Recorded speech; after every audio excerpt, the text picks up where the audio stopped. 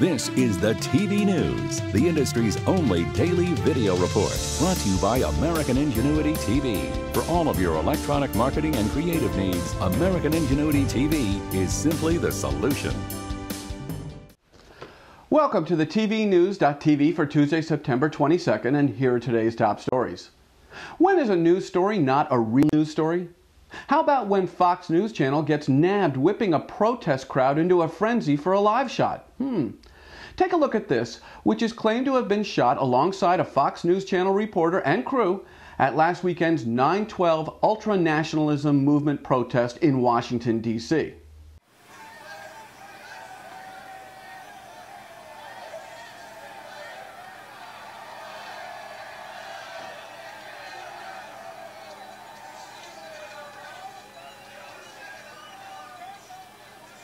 You see the FNC crew in the background and the Fox News Channel producer inciting the crowd for the live shot?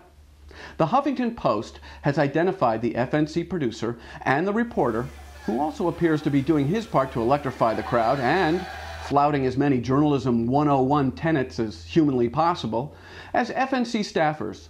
It's also interesting to note that these 9/12 protests are very much championed by FNC's very own Glenn Beck. Now, the FNC Washington bureau chief told the Huffington Post that the producer in question was young, inexperienced, and that she's been disciplined for her actions. So, we at the TV News report, and you decide on the journalistic veracity of Fox News Channel's live shots moving forward. First wave ratings for the 61st annual Primetime Emmy Awards appear to be very encouraging. TV's Big Awards Night Out delivered an 8% gain in viewership over the 2008 Emmy telecast. Now this in the face of Sunday Night Football's Cowboys-Giants ratings juggernaut, which scored huge with the highest ratings in franchise history, a 16.5 rating and 27 share in the overnights. So with a bevy of favorable reviews and a sense of rebirth, Miss Emmy just may be setting the table for another big jump in 2010 and beyond. Memo from the TV News to Natus. You can't sign host Neil Patrick Harris up for a 2010 encore performance fast enough. Just saying. Oh, and incidentally, we reported in our Early Bird Emmy report that broadcast TV beat out cable TV by taking home 20 Emmys to cable's 11. Well, upon further review, cable took home the lion's share of marquee categories, so let's just call this year a draw. How's that for being non-committal?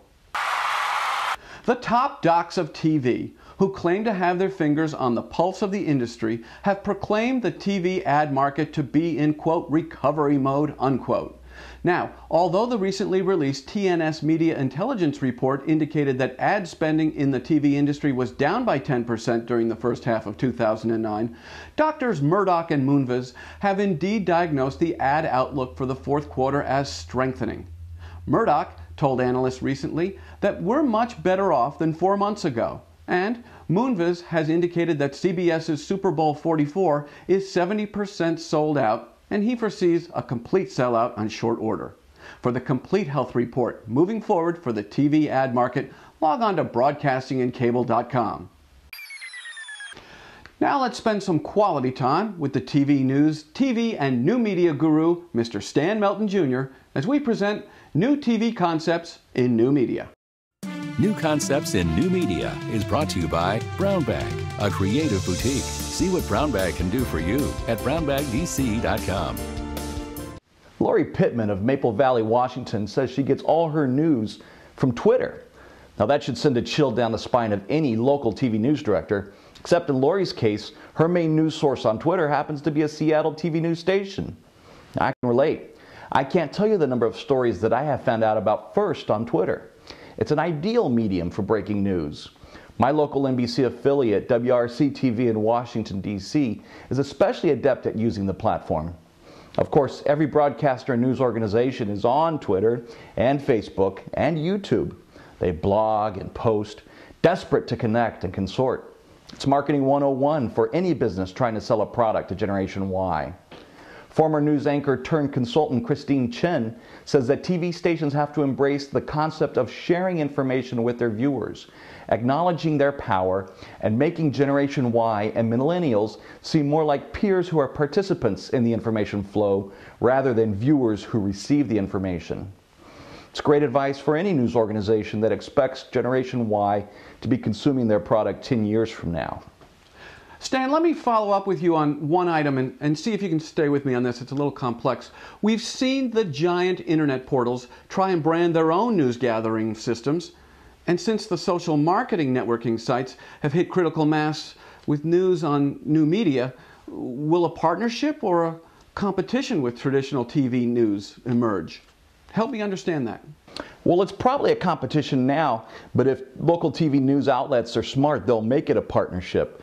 And likewise, if the major organizations are smart, they'll partner with local affiliates who are used to doing news product and have brands that are built with news as a background. Thanks, Stan, and we very much look forward to your report next Tuesday.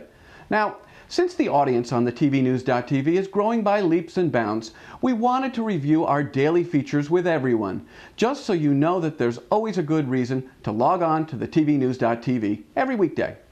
Monday, you now get the big picture with editorial commentary and interviews. Tuesday is Stan Melton's TV and New Media Report. Wednesdays mean the Programming Pulse. On Thursday, we deliver the Sales, Marketing, and Trends Report. And Fridays, we present the Sports TV News. And of course, you get the top stories every weekday. So stay with the TVNews.tv and stay smart on the industry. Come on, guys, cheer! Let's go! More! I can't do that? It's unethical? Misleading? Oh well. Stupid tenets of basic journalism. Future events and opportunities brought to you by Dude Walker. Get the best voice. Get the best price. Get Dude at DudeWalker.com. Did you know that CTAM has gone green? The 2009 CTAM membership directory is now electronic and will not only keep you connected with the industry, but will also save some trees too. Current CTAM members and those wishing to become CTAM members can learn more about the 2009 CTAM membership directory by logging on to the brand new CTAM.com. Start to make your plans soon for TV's first big trade event of 2010, the NATPE Market and Conference, January 25th through the 27th at the Mandalay Bay Resort in Las Vegas. Registration commences on October 1st, and for more information, you can click just below this viewing box, or you can log on to natpemarket.com. And that's about it for today's edition of the TV News here at the TVNews.tv.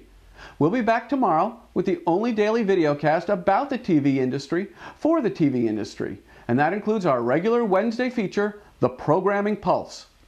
Until then, hang with us on Facebook, Twitter, and LinkedIn, and be sure to tell all of your colleagues about the TV News on the TVNews.tv. Plus, if you register at the TVNews.tv, we'll reciprocate by delivering a daily link to the TV News right to your desktop. Such a deal. I'm Jeff Grimshaw, and thanks for watching. The TV News has been brought to you by American Ingenuity TV. For all of your electronic marketing and creative challenges, American Ingenuity TV is simply the solution.